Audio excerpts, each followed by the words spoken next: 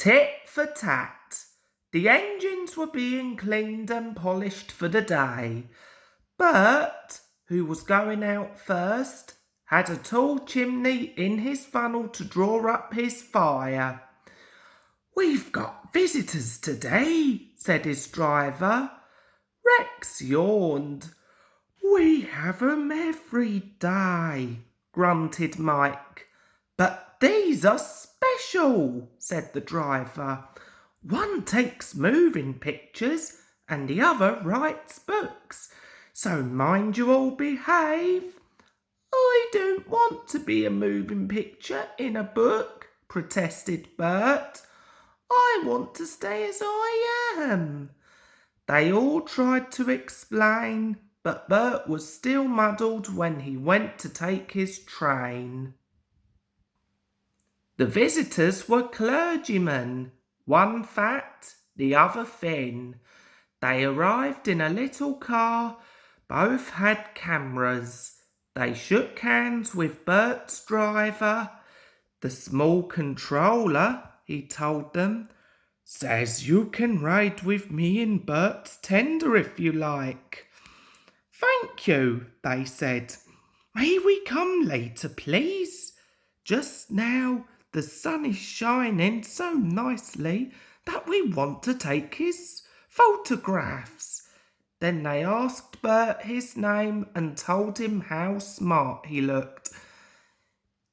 "These visitors," he thought, "do at least know how to speak to engines." He puffed away feeling happier. Wherever the line came near the road, level crossings, bridges, stations, there the two clergymen were squinting into their cameras.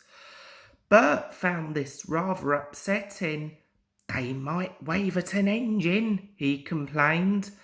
"They can't wave and get good pictures," said his driver. But Bert didn't understand. He thought they were being unfriendly. Boop, boop. The little car shot past them once more. But Bert made no reply. "They'll be at the lane next." The lane is a side road. It runs for a short distance alongside the railway. There is no fence. It had rained hard in the night. There were puddles in the lane. The thin clergyman sat in the car. The fat one waited with his camera.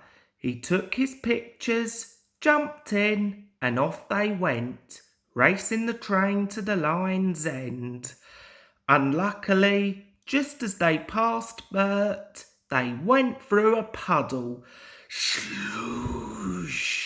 Muddy water splashed over Bert's boiler. "Ouch!" said Bert. But the clergymen didn't know. They were ahead and out of the car. Smiling, they waited for Bert to catch up. Bert wasn't smiling. "They did it on purpose," he snorted crossly. "They splashed me! They splashed me!" Bert hissed, rolling into the last station. "Pictures indeed," he grumbled, running round his train. "I'm a nice picture, covered in mud."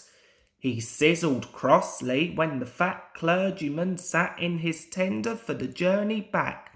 Driver ought to allow him after what he's done. Suddenly he stopped sizzling and let off steam. Whoosh! "I knew," he thought, "how to pay the fat one out. It's a lovely plan. I only wish the thin one was there too," he said, but he said it to himself. Bert ran nicely till they reached the woods. The line climbs steeply here. Bert usually rushes the hill. This time he deliberately dawdled. "Come on," said his driver, giving him full steam. This was just what Bert wanted. "Tit for tat! Tit for tat!" he shouted, storming up the slope. Rain-soaked branches met close overhead. Bert's blast, shooting straight up, shook them wildly. Showers of water fell on clergyman and driver. Their soaking did not stop till they had topped the rise and steam could be reduced for the downward run.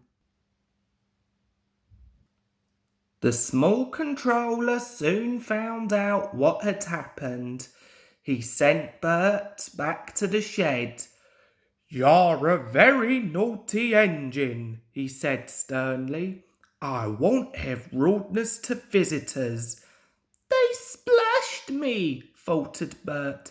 "I only—" "That's no excuse. I'm ashamed of you." Bert went sadly away, but he was happy again when Rex and Mike came in. "Those visitors are nice," he told them. "They came and said sorry, and I said sorry too. Then they cleaned me like driver does. They know lots about engines," he went on. "The thin one's writing about me in a book. He promised he'd write about you too. Think of that."